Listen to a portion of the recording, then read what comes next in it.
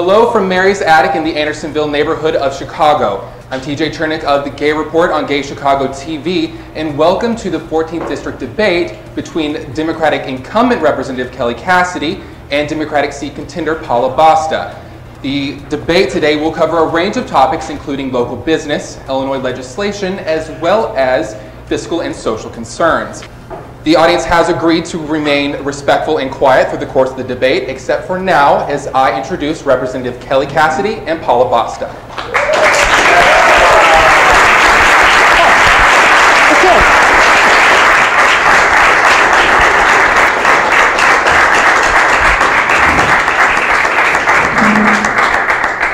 Welcome to you both. Thank you so much for joining us. Thank you. We had a coin toss before the start of this debate, which determined that Representative Cassidy will be going first. So first, we'll jump right into it with some introductions. Thank you very much. Thank you all for being here this evening. I feel like I'm getting feedback too. I don't know if you guys are hearing it. But anyway, I am, as you mentioned, Kelly Cassidy. I am the state representative of the 14th District. I have spent the last 20 years here in Chicago as an activist, as an advocate, as a strong and forceful community leader, pressing for the issues that are important, for progressive issues that are important to all of us in our district, and as a mom, making our community safer for my kids and for all of our children. I have been in office since May of last year. Almost a year ago, my opponent and I, along with 21 of our closest friends, appeared before a similar body and presented ourselves for the appointment process. I made the case then that my experience working in the office of the Cook County State's Attorney, working as the legislative director for the office for the Chicago chapter of the National Organization for Women, and running a constituent service office gave me a unique skill set and experience that would allow me to immediately hit the ground running and be an effective legislator on behalf of the district, and I believe my record shows that. Thank you. Good afternoon. My name is Paula Basta. Again, I'm running for state representative of the 14th District as a Democrat. I want to thank Hamburger Mary's owners and want to say thank you to all of you for being here today. I want to thank TJ and John Marr for inviting us to be here to discuss our differences and our similarities and the things we care passionately about. You know, for the first time in over 16 years, this district will have a choice on the ballot. And I think that's very important to bring out. We're very excited about bringing that choice to all of you. For over 30 years, though, I have been in the city of Chicago and have done many things, many times with my undergraduate degree in social work. I started out as a social worker, working in direct service and indirect care for seniors and disabled and families. And basically, just wanted to say again, thank you for being here, and we'll talk about all of our different experiences as we go along. All right, to start, each of you has a very different professional and personal background. So what about your experience gives you an edge in this political race? My experience, which I began to mention before, I have been an advocate on legislative issues. I have worked to break through red tape on behalf of constituents and small businesses. I have a unique understanding of how we can be best served by a forceful advocate in the legislature. And I have shown through the course of the last 10 months as the representative my ability to pick up tough issues, take on tough fights, and get things done. Great. Well, the past 12 years, I have worked for the City of Chicago Department on Aging, but for the past 8, I run the busiest senior center in the City of Chicago. We see over 5,000 people come through our doors every single day, wondering and asking and wanting to access programs and services that the government is going to provide to them because they want to improve the quality of their lives. Basically, I believe that I have the best skill set because I know from the real people on the ground what it is and what it takes good government to be. All right. The state's budget is a growing concern for Illinois. So what, in your opinion, is the biggest obstacle to overcome, and what will you do to help fix the state budget and cut down on spending? Well, obviously the greatest priority needs to be protecting the funds for the critical social services. The toughest question is, how do we get there? Our current budget process isn't isn't structured in a way that will allow us to make a good change in that regard. I could get deep in the weeds on process, but essentially we have 3 different budget processes that come crashing together. The governor's got one method, the Senate's got another, the House has another, but they all depend on historic spending levels rather than basing what we budget on what we need. So we can't necessarily increase social services if the funds are already allocated to public safety or general services. Without that zero-based budgeting, we're not going to get there. All right. Well, I think the biggest obstacle is actually partisanship. And I think, unfortunately, what happens is folks get down to Springfield and they don't want to cross the aisle to work together. And so what you have is gridlock, and what you have is not moving forward.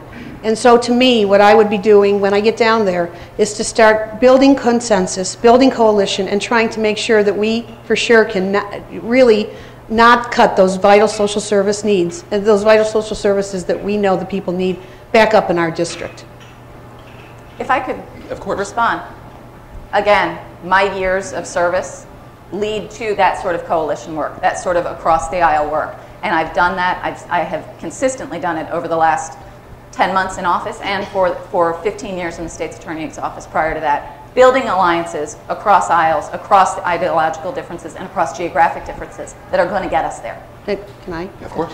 And in my 12 years at least working with the City of Chicago, I have also built consensus and continued to work with all the different groups and constituencies that come through the most diverse senior center that we have.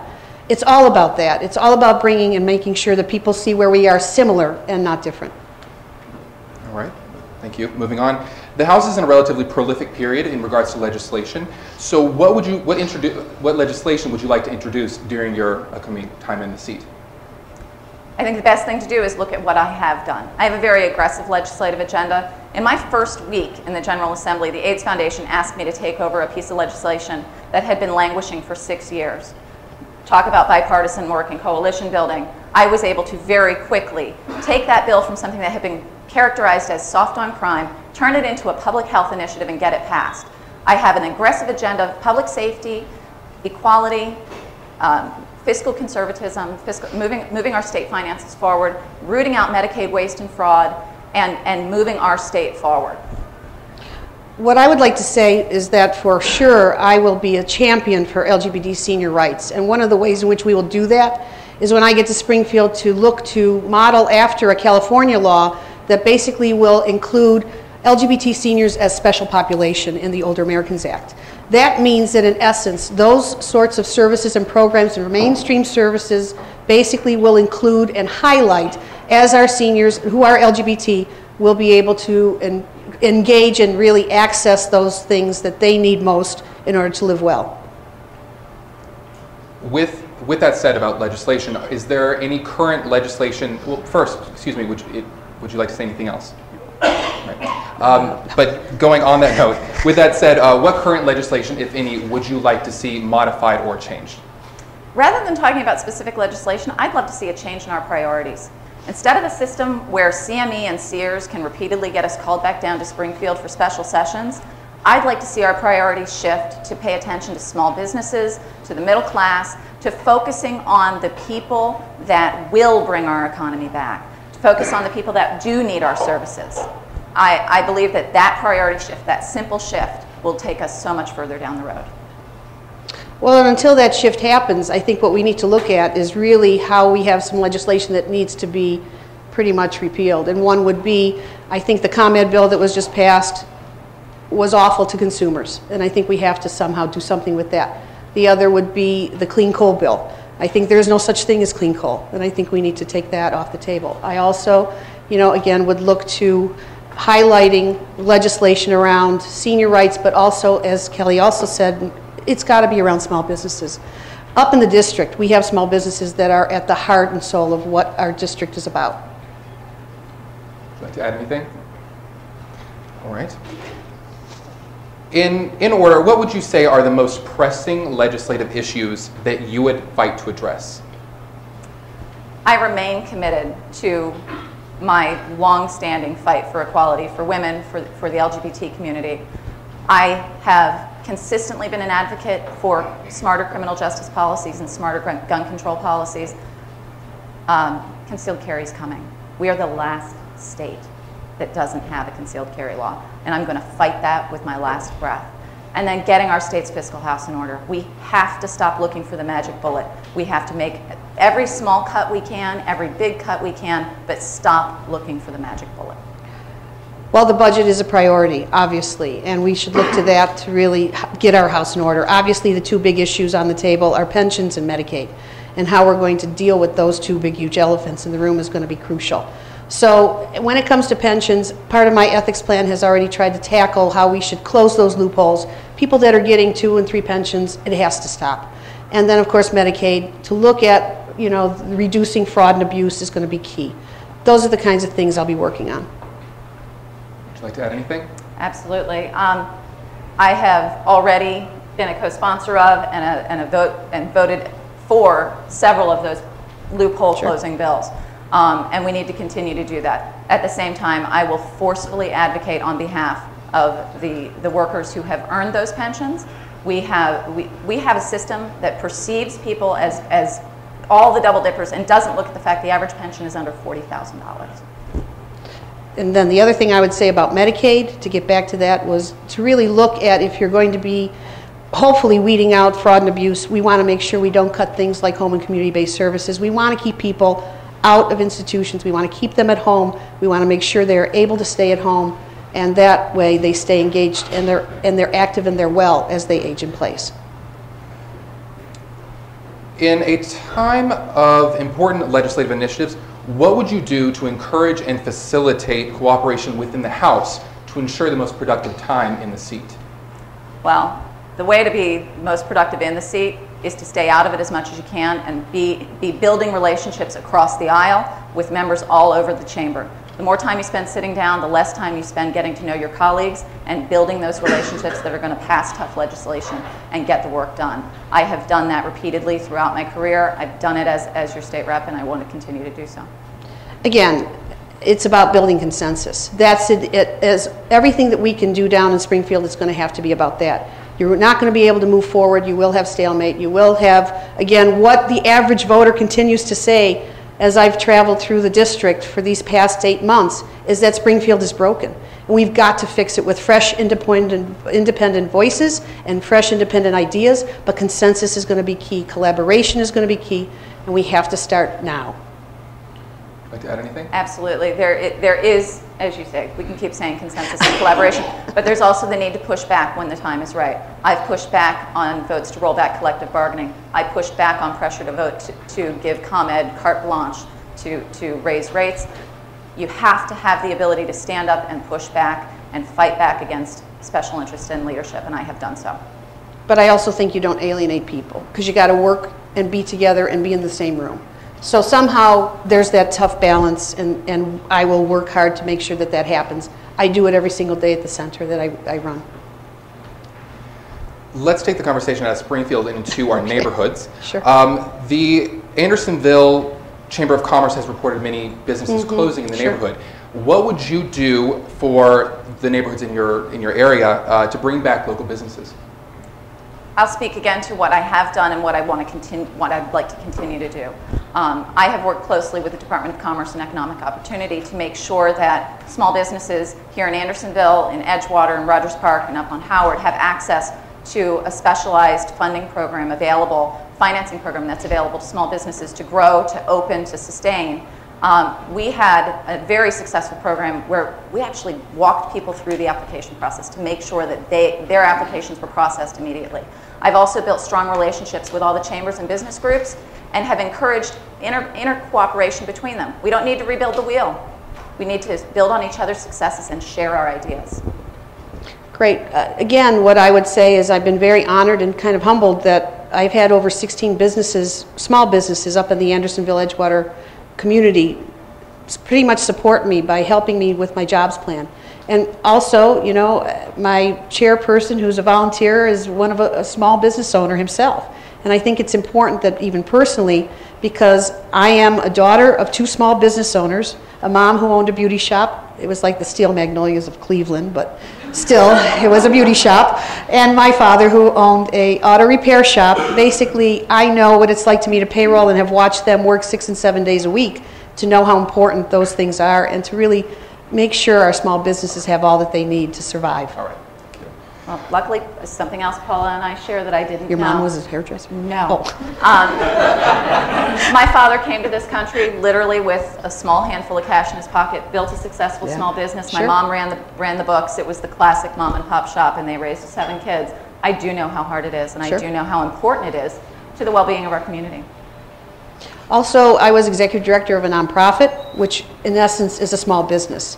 I was able to run a nonprofit and meet a budget of $1.2 million. We were able to have over 30 employees, meet that payroll every week, and have 3 locations that I supervised. Again, it was like a small business and continued to thrive. And this year they actually, HOME, which is the name of the organization, it's going to be their 30th anniversary. Keeping on the idea of how your neighborhood affects the larger city and state, what will you do to help contribute towards the city's mission of strong schools, safe streets, and sound finances? I will continue my advocacy for smarter criminal justice policies, continue to work to make our streets safe, keep guns off of our streets. I will fight to protect funding for our neighborhood schools and protect our neighborhood schools and help them grow and thrive, continuing to work with the local small business community, principals, and CPD to create safe passage programs so kids can get to and from school safely, and continue to be a forceful advocate on the budget side to make sure that the funds go where they need to go and that we cut out waste and fraud. As a former school social worker, I know exactly what it's like to be involved on a daily basis at our schools, and I know that we need to continually keep bringing our resources, our financial resources, to make our schools stronger. In essence, they are the anchor of our neighborhoods, and so we need to continue to make sure if they have their funding that they need, that teachers have what they need because they're on the front lines. Also, I want to make sure that, you know, it's important that public safety is key. I'm very involved in my CAPS group, B2424, and we are very involved in positive loitering. And I think it's important that we make sure that our streets are safe for our children. To add anything? Okay. All right. Each of you have a history of working with senior citizens on some level. Would you elaborate on how you're going to support and protect senior citizens in the state of Illinois? Absolutely. First of all, you know, I've said it before and I will say it again. Fighting within our budget to ensure that the services are protected. Paula talked about aging in place. It's so critically important. It's also fiscally smart. I am a co-sponsor of a very important piece of legislation I'm excited about. We'll create a uniform training policy statewide to ensure that law enforcement are able to recognize and respond to elder abuse and exploitation. This is based on a program I built in Cook County that was a national model. I've also sponsored a piece of legislation that will empower the Inspector General to root out fraud in our Medicaid system. Well, seniors are kind of my passion, so I came 30 years ago and basically have been working with seniors ever since in the city of Chicago, from a whole host and variety of things, from, you know, doing housing and providing housing for seniors to currently what we do now, which is in essence run the busiest senior center that helps people stay well in the community. It helps them connect. It actually has programs and services that enhance their lives every single day that they're there. It's a wonderful place to be. It's a wonderful thing to see, and it basically is what good government should be about. It should be there. It should be providing those services and making sure that as we age, and we age in place, it's going to be best for all of us. Would you like to add anything? All right. Edgewater and Andersonville boast a relatively high population of LGBTQ individuals. How do you plan to represent this community? Well, our community is not a monolith. There's not one issue that's most important to everyone in our community. I believe that I have a great history, having worked for my entire time here in Chicago on behalf of advancements for our community, from the city ordinance, the county ordinance, domestic partnership, the state bill, civil unions, all the way through. So I will continue to be that forceful advocate, but we also, the best way I can represent this community is also work towards building those relationships that will allow us to have the geographic, bipartisan, and ideological coalition available to pass equal marriage ultimately. Well, hopefully I would be a proud member of the LGBT community when I get down to Springfield. They'll be proud of me, but I'm proud of them. And my work basically has been for the past 20 years or so, and in the past years that I've been at Equality Illinois, I was on the board of Equality Illinois for 7 years, president for the year that they passed the Human Rights Act. I basically have been very involved in TPAN, Test Positive Aware Network, also on the board right now. But hopefully it's going to be beyond, as we will pass marriage, and we will go beyond marriage and look to other things that the quality of life will include for our LGBT folks. Because up in this neighborhood, although we love Halstead Street, don't get me wrong, we need to start bringing things up to this end of the world. And I would be wanting to do that as well. All right. During your time in the legislature, we're going to ride on civil unions for a second. Sure. Will you push, you said you were going to push forward with marriage equality. Why do you plan to push beyond civil unions? You know, since the passage of civil unions, or since the implementation of civil unions, my office and I, along with my colleagues, have had to advocate with the Department of Revenue to help folks work their way through that implementation process. The Department of Revenue has had a tough time figuring out how to make that tax leap happen. And so we have cut through a lot of red tape, gotten folks through that process. The bottom line is, words matter. Our relationships matter, our love matters. And so I will absolutely push to get us there. I think that what we need to do is pass legislation that is, of course, marriage equality. The time is now. The federal government is hopefully going to ride our coattails into that issue. So they'll be behind us, but that's okay, we'll be leading. And basically what we want to make sure we do after that is to enhance LGBT quality of life issues. And I will be a key proponent in doing that down in Springfield in every way, shape, and form that we can get it done. I think in essence too, this candidacy, this election, the two of us being out lesbians who run for public office is a milestone. And hopefully from here we just go on and it won't be an issue anymore. And I think that's important. Would you like to add anything? Yeah, actually I do want to add, one of the other pieces of legislation I've sponsored this year helps to fill one of those gaps. We operate under the Federal Family and Medical Leave Act. Illinois doesn't have its own. So right now, couples in civil unions do not have protection, job protection, if they need to care for their spouse. And so I have sponsored the Illinois Family and Medical Leave Act and gotten significant support from the business community that has traditionally opposed such changes because of that ability to make clear that this is about full fairness. And that speaks to the ability to build coalitions. And again, I would make sure that one of the first priorities and one of the first pieces of legislation would be to get the special populations for LGBT elders on the books and make sure that we, we age, but also as people that are seniors right here and right now, have the right to go into their senior center with their partner or go into any other mainstream service with their partner and say, we're here to access those services. We can and we will. We are taxpayers. All right, we're going to move on to some questions from the audience. Oh, sure. This question is from Lee from the 48th Ward.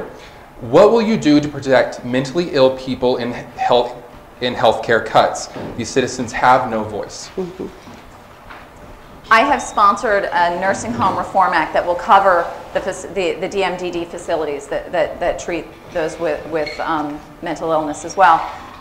Some of the things I have seen, some of the reports we have seen from employees in those centers it's mind-boggling, tragic, and inhumane. So for one great example of that is the involuntary medication issue and the inability for patients to stand up for themselves in those facilities. And this piece of legislation will go great length to that. Again, at the senior center, but it's also a community center, unfortunately we see folks who have some serious mental illness issues. And right now, at least we're able to access some of the clinics that are, in essence, the city is closing fairly soon. And I think we're going to be in dire straits. But I also know the people that are in organizations like Thresholds and some of the other organizations that we work with, Trilogy, on the north side are truly going to be looking to government as well as private partnerships to make sure that when those services get cut, we are somehow going to be there as their safety net. It's going to be key. Anything? To jump in on that, absolutely. That public-private partnership, that ability to find alternative sources of funding is exactly how I spent the last 15 years. During times of critical budget cuts at the state's attorney's office, I found $20 million to ensure services to victims, to domestic violence victims, to hate crimes victims weren't cut. And that experience will allow me to help fill those gaps. And again, what we do every single day is up and down the Northeast Corridor, we see mentally ill folks who need services, we respond to those services at all the senior centers, but also the Golden Diner sites. The places that are basically going to be where people can just access and walk in because they're lost and their services have been cut are going to be exactly what I've been doing every day, making sure that they're all right. All right, on to the second question from Anonymous. If you are elected, what will be done within the first 12 months of your office for public school systems in Illinois? Well, I'm in my 10th month, but in this budget cycle, I will be advocating strongly to ensure that funds remain in our public school system, both within the elementary and secondary and in the higher ed. I sit on the Higher Education Appropriations Committee, and I'm working hard to ensure that those funds go to the students, that the Illinois Student Assistance Commission monies aren't spent on administration, but rather go directly to students, and addressing the fact that the current formula disproportionately disadvantages older returning students and two-year college students, and that is an important gateway to long-term employment, is the ability to access two-year colleges. And what I would say is we need to make sure that those resources, those financial resources, go back right into the classroom. So I would like to be looking at how do we consolidate school districts that are underutilized, and that we can basically look at those administrative costs and put them back and put those funds back into the classroom. That's where it needs to go. It needs to go directly to our students. They need those resources now. Would you like to add anything?